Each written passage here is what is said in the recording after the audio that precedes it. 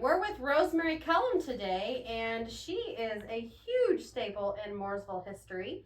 And as we do these interviews of Mooresvillians, because next year is our bicentennial for Mooresville, so we are working on talking to people who have been here and been a huge impact and made a lot of influence.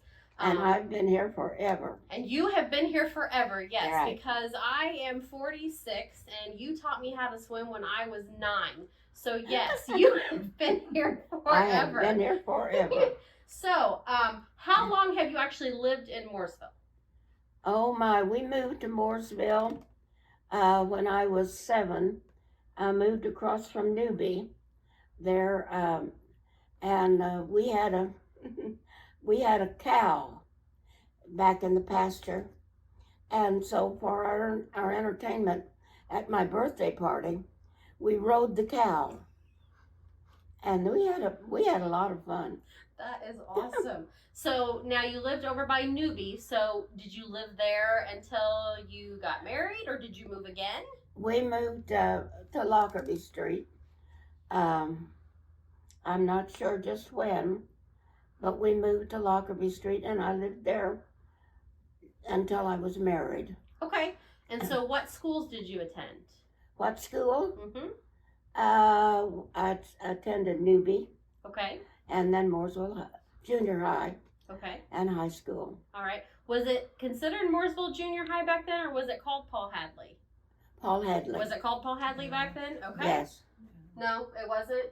No. It wasn't called Paul Hadley? You were in the Academy building. For junior high. Okay, whatever. In the Academy building. Okay, see, I didn't even know about that. And then the high school. I was in the Academy building. You were in the Academy. Yeah. And so the high school that you went to actually is it still standing, or is it what is over by Newby now? It's gone. It's gone. Okay. Okay. I wasn't sure. Okay. So so then you got married, and then you and your husband remained in Mooresville all these years. Tell me a little bit about what he did and a little bit about what you did. Well, he was at school at Purdue, so we lived in Lafayette for a while, and I worked as a Y-teen director, and when we were at Purdue, and we lived in the student housing, and we came back and forth before we moved.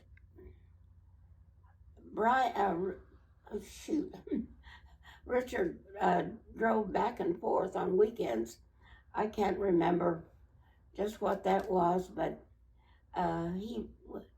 he drove back and forth a lot. Okay.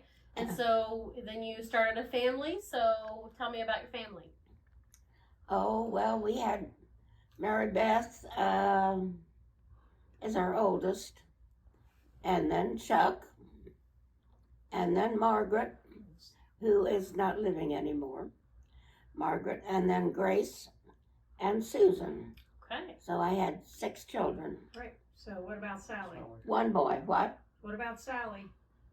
Well, Sally was in there somewhere. Sally was after Chuck. Okay. And so what did your husband do for employment? What? Where did your husband work? He worked at Indiana National. He worked there, and then he worked at Citizens Bank in Mooresville. Okay. And Merchants in Danville.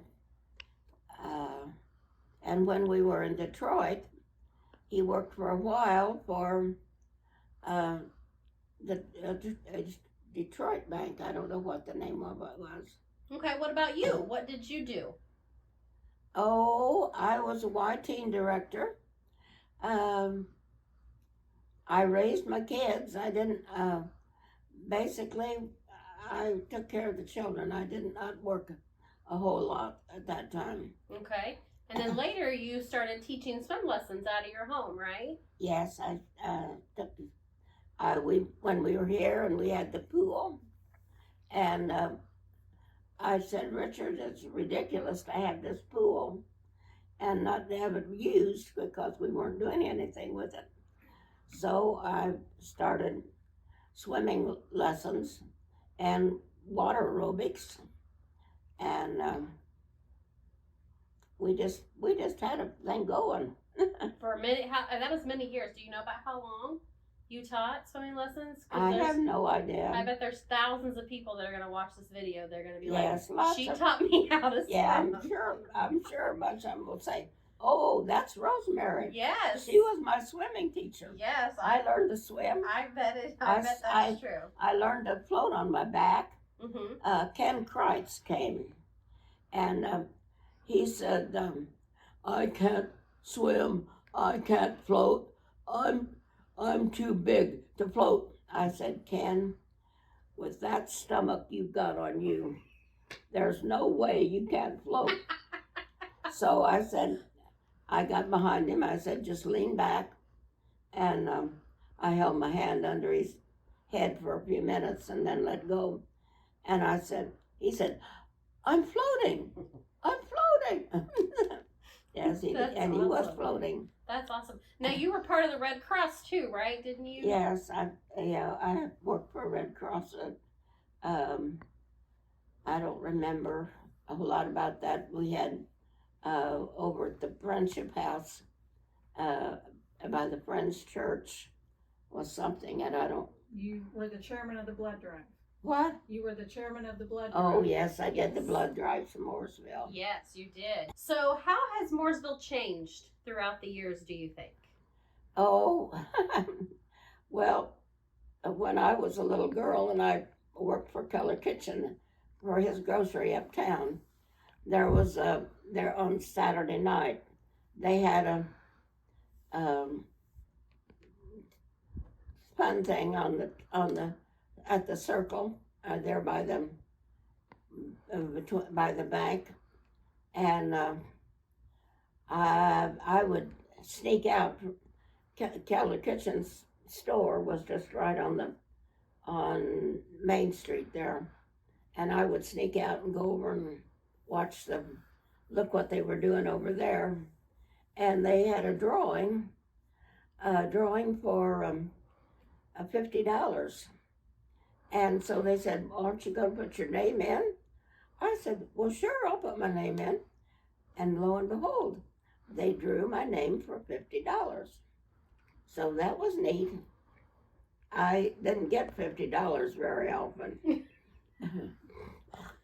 What do you think about how it's, since you worked right there on Main Street, what do you think about how it's changed over the years? Oh, my. Well,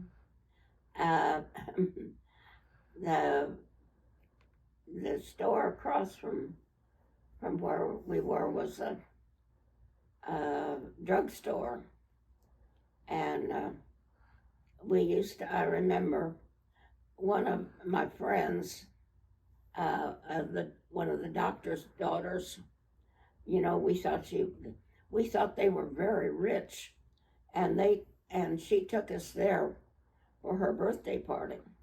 And we sat back in one of the booths, and we had, I don't know, we ate, we had ice cream probably, or sundaes or something, which was kind of a neat thing because I didn't get that kind of food every once in a while. Mm-hmm. Yeah. What has been your favorite part about living in Mooresville? What? What's been your favorite part about living here? Oh, the small town.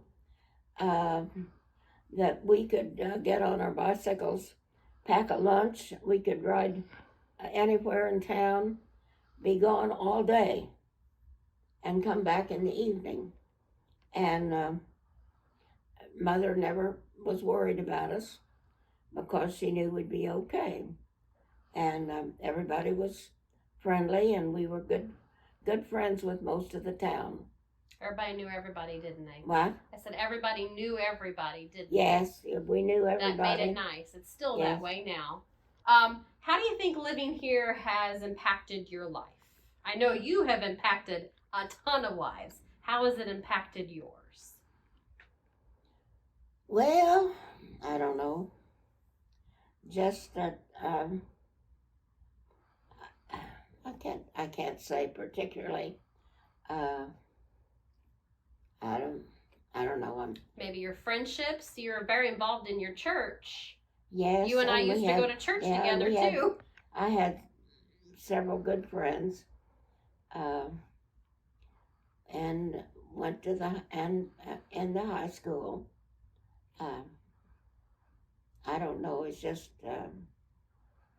was a good time to be in a small town. Yeah. Yes. Do you have a favorite memory? Oh, I don't know. One of the one of the memories, and I don't remember. I don't know whether it was a favorite memory or not. Was when John Dillinger. You remember who John Dillinger was? He was a famous bank robber. I guess somebody said he was the most famous bank robber. I don't know, but he was from Mooresville, and he came. He was robbing a bank up by Chicago, East Chicago, someplace, and he was killed. And my father was the town marshal here in Mooresville at the time, and he went up and brought him home, brought him down, and then he went to Uncle Friday's funeral home, and they wanted me to and my brother to stand by the funeral and look down at him. Mother said, "No, you can't do that." But I remember standing by the casket, but evidently they didn't take my picture. I don't know. You didn't make the paper? Is that what you're saying? Yeah, I don't think so. Now you mentioned, did you say uncle with the funeral home? Did you have some relation to a local yes. funeral home? My father's sister married Elmer Harvey, and he was the funeral director in Mooresville. Okay. So yeah, lots of history. He had twin boys, and I don't know. I remember one time, Aunt Grace was taking Aldrich back to. Evidently, he was in school in somewhere east, and so she said, "Rosemary, you want to take a ride?" And so I went with them, and we went to a place in South Carolina, and I got out, and they had a beautiful garden with not orchids, with camellias. Is that a flower? Anyway, they're very, very smell very much. And I picked some, and it made me sick. The odor was too hard. So I spent that day in bed, but we made it. Any other memories that you want to share with us that you think's cool about Mooresville? No, I don't know.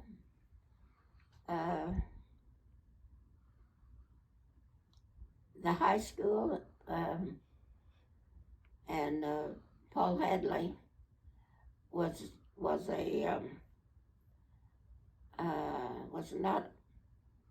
not the junior high. The high school it isn't there anymore, but it was where Newbie is. Okay. Now, and the old academy building was where I went to up to 4th grade, I think. Okay. In that school. Somebody will say, "No, you didn't go to 4th grade. You went to blah, blah." But whatever. I don't remember. You went there. That's all that's important. Have you been back there recently since they've made it into a museum? No. Well, yes, I have been back to the Academy building. Yes.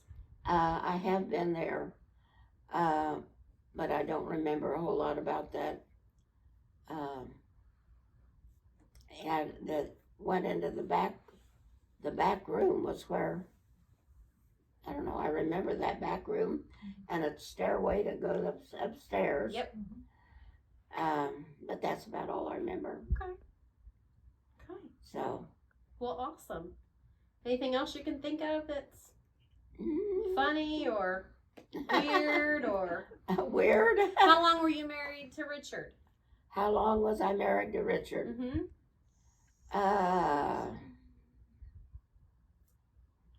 60, 70, 67. 70, how many years? 67 years, I think. I don't know, long time. 67 years. Now, did he grow up here too? Yes, Okay. yes, he grew up here on the, well, they lived in Indianapolis, when he was a little bitty baby, I guess.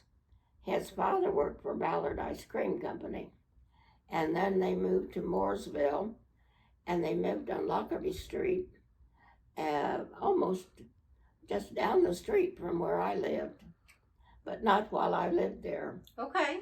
And then they moved out here. So how did you meet Richard? How did I meet him? Mm-hmm. My brother's best friend. Oh.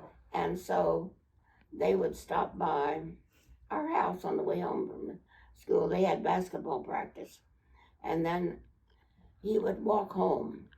He could walk from school and past my house all the time. So he would come in, and I remember, what was I cooking?